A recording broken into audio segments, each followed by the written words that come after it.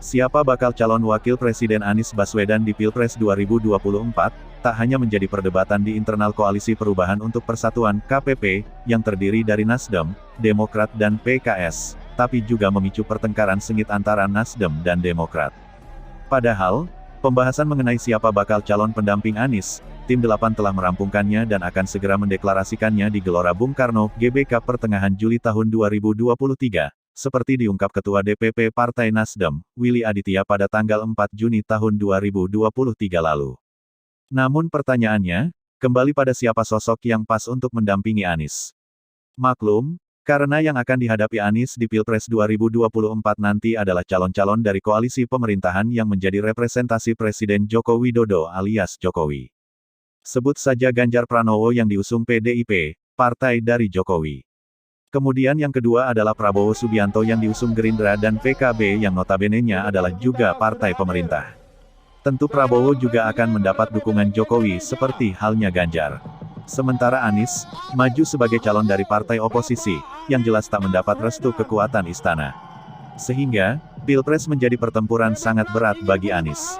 Prediksi ini terbaca dari pernyataan Jokowi yang akan ikut cawe-cawe di 2024. Netralitas pesta demokrasi 5 tahunan pun terus dipertanyakan sejumlah kalangan hingga saat ini. Nah, untuk bisa memperkuat barisan serta mendongkrak perolehan suara, maka cawapres Anies harus benar-benar mumpuni, memiliki kekuatan yang bisa menandingi dua kompetitor terkuat mantan Gubernur DKI Jakarta tersebut, yakni Ganjar dan Prabowo yang kemungkinan lebih diuntungkan oleh kekuatan istana. Sejumlah nama pun disodorkan dan digodok matang Tim 8. Ada nama Ketum Demokrat Agus Harimurti Yudhoyono alias AHY, ada nama Gubernur Jatim Hovifah Indar Parawansa, ada Ahmad Heriawan alias Aher, Sandiaga Uno hingga Mahfud MD. Dari sejumlah nama tersebut, AHY dianggap lebih masuk akal menjadi pendamping Anies. Sebab dari nama-nama selain Ketum Demokrat dan Aher, adalah representasi dari Jokowi. Untuk Aher, kemungkinan berat mendampingi Anies, sebab kader PKS ini hanya kuat di Jawa Barat dan diprediksi sulit mendongkrak suara Anies yang sama-sama menguasai Jawa Barat. Sementara Hovifah yang digadang-gadang bakal bisa mendulang suara dari Nahdlatul Ulama (NU), dinilai cukup resisten karena Ketum PP Muslimat NU ini representasi dari Jokowi. Pun begitu dengan Mahfud MD dan Sandiaga Uno yang saat ini berada di barisan pendukung istana. Sehingga, AHY lah tokoh yang dinilai paling tepat mendampingi Anies di 2024.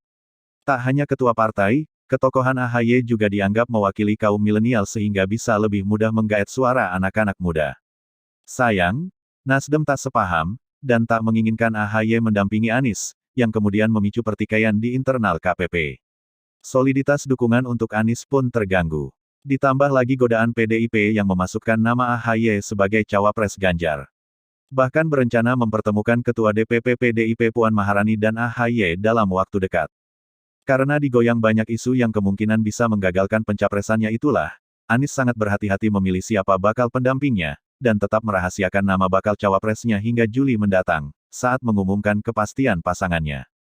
Hal ini sempat dikatakan Anies saat menghadiri silaturahmi Bunyai Sejatim di Surabaya pada Rabu kemarin tanggal 14 Juni tahun 2023. Sembari berkelakar, rahasia siapa bakal cawapresnya, ia ibaratkan seperti genting rumah yang tersusun rapat. Tidak bocor. Kekhawatiran Anies bakal gagal maju di 2024 tak hanya itu saja, sejumlah tokoh dan kader Nasdem banyak yang hengkang lantaran partai besutan Surya Paloh ini mendukung pencapresannya, hingga memicu kegeraman Waketum Nasdem Ahmad Ali yang menyebut para tokoh Balelo tersebut sebagai kader kos-kosan. Prahara di tubuh Nasdem berlanjut dengan kasus dugaan korupsi penyediaan infrastruktur Base Transceiver Station (BTS) 4G dan infrastruktur pendukung paket 1, 2, 3, 4, dan 5 bakti Kementerian Komunikasi dan Informatika tahun 2020 sampai tahun 2022 yang menjerat Johnny Plate. Lain Nasdem lain Demokrat. Internal Partai Bintang Mersi ini juga diusik kubu Muldoko yang mengajukan peninjauan kembali PK ke Mahkamah Agung, karena ingin merebut kepemimpinan Demokrat dari tangan AHY. Terkait langkah KLB Muldoko itu, Wasekjen DPP Partai Demokrat Johnson Sitindaun mengaku bahwa pengusungan Anies Baswedan sangat berat, termasuk soal tekanannya dan lain-lain. Tapi menurut Johnson, godaan yang dialami Nasdem hanya individu kadernya yang diambil. Sedangkan Demokrat rumahnya yang hendak dirampas, tandas Johnson.